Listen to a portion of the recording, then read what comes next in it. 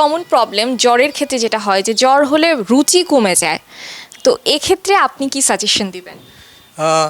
এইটা একটা খুব কমন প্রবলেম, হ্যাঁ, যে জ্বর হলে পেশেন্টের রুচি কমে যায়, একটু ডিসপেপসিয়া হয়।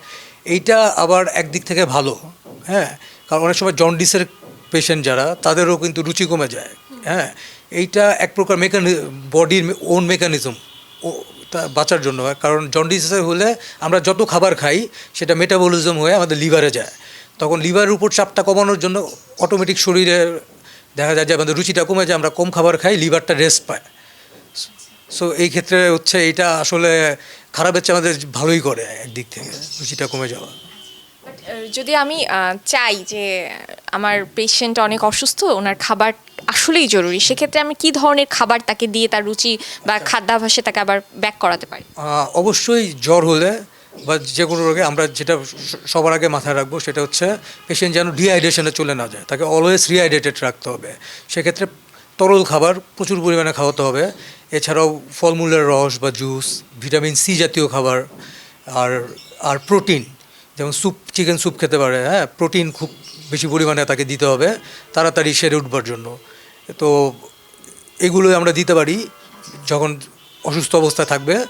আর একটু আমরা অ্যাভয়েড করব বেশি তেল জাতীয় খাবার, মশলা জাতীয় খাবার এবং অয়েলি ফুড, ডেফিনেটলি এগুলি অ্যাভয়েড করতে হবে।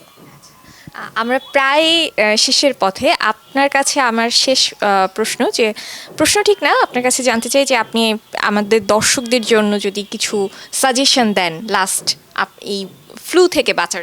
আচ্ছা, আমার দর্শকের জন্য সাজেশন থাকবে যে এই শীতে আপনারা অবশ্যই হচ্ছে বারবার হাত ধুবেন এবং হ্যান্ড স্যানিটাইজার ইউজ করবেন।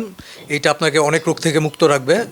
নাম্বার 2 হচ্ছে আপনার ঘরের ভিতর যেন ধুলাবালি ময়লা না থাকে, এদিকে খেয়াল রাখবেন। এয়ার কন্ডিশন রুম যেগুলি থাকে ওইখানে এয়ার ফিল্টারটা পরিষ্কার করে নেবেন। ঘরে কার্পেট থাকলে অবশ্যই পরিষ্কার রাখবেন বা কার্পেট ব্যবহার করবেন না। আচ্ছা, ঘরে যদি পেটস থাকে বা পোষা প্রাণী থাকে তাহলে অনেকের অ্যাজমার অ্যাটাক হতে পারে, ওইগুলি মাথায় রাখবেন। আর গরম কাপড় চোপড় অবশ্যই ব্যবহার করবেন, বিশেষ করে বাচ্চাদের ক্ষেত্রে এবং বয়স্কদের ক্ষেত্রে। আর অবশ্যই আমাদের যেটা মাথায় রাখতে হবে যে ওই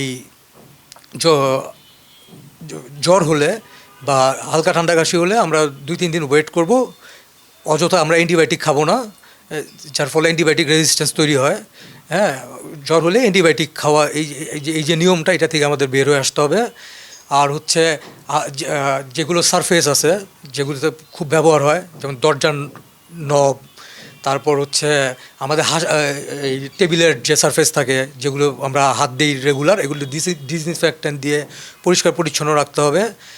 আর হাঁচি কাশির যে এটিকুয়েট, এটা আমাদের মেনে রাখতে হবে যে পাবলিক প্লেসে আমি একটা হাঁচি দিলাম, কাশি দিলাম, এরকম না। অবশ্যই এই নবের মধ্যে এভাবে হাঁচি কাশি দিতে হবে, কোনোর মধ্যে, যেন আমার দ্বারা অন্য কারো ক্ষতি না হয় বা না ছড়ায় এইটা। আর যদি আমি মনে করি আমি ফ্লু দ্বারা আক্রান্ত বা আমার কমন কোল্ড হয়েছে, তাহলে হচ্ছে আর আরেকটা জিনিস আমি বলতে ভুলে গিয়েছিলাম যে এই সময় কনজাংটিভাইটিস অনেক হয়, আচ্ছা, চোখ উঠে যেটা আমরা বলি, এটাও ছোঁয়াচে। তো তখন হচ্ছে আমাদের অবশ্যই অন্যদের কন্ট্যাক্ট থেকে দূরে থাকতে হবে এবং যাদের এই ফ্লু বা ঠান্ডা কাশি হয় তাদের ব্যবহার করা কাপড় চোপড়, তারপর হচ্ছে তাদের ব্যবহার করা তো টাওয়েল অ্যান্ড আদার যে গ্লাস মগ, এগুলো আলাদা করে রাখতে হবে, ওইগুলো আমরা ব্যবহার করবো না।